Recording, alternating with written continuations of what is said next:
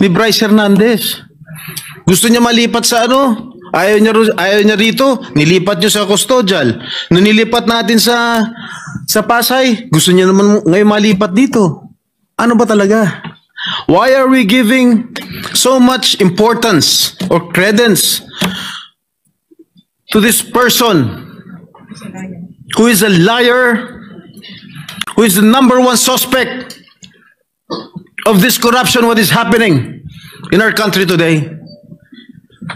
Bakit? Bakit? Meron ba nagproprotection sa House of Representatives?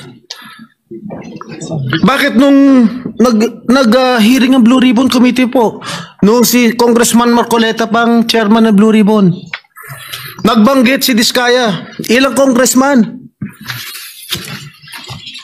ang involved sa corruption. Pagdating nung kinabukasan, hindi na front page, hindi masyadong pinag-usapan. Nung si Bryce Hernandez na nagbanggit ng 2 senador, front page na kagad kami. Kahit hindi totoo yung sinasabi niya, na walang basihan. 30% commission daw.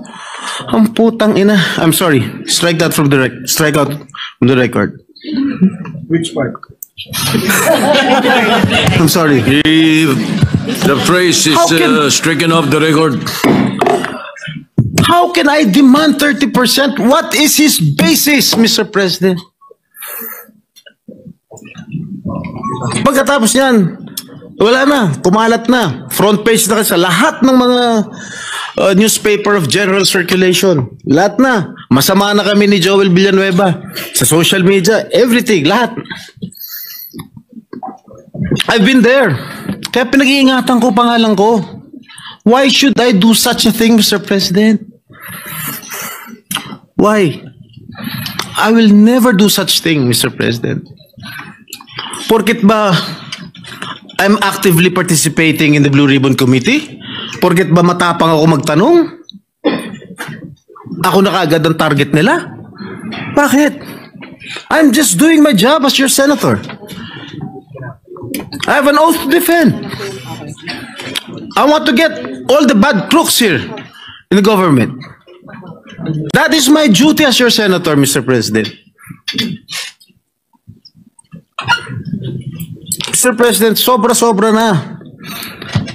Lahat po kami apektado na. Even the Senate as an institution is also affected by the testimony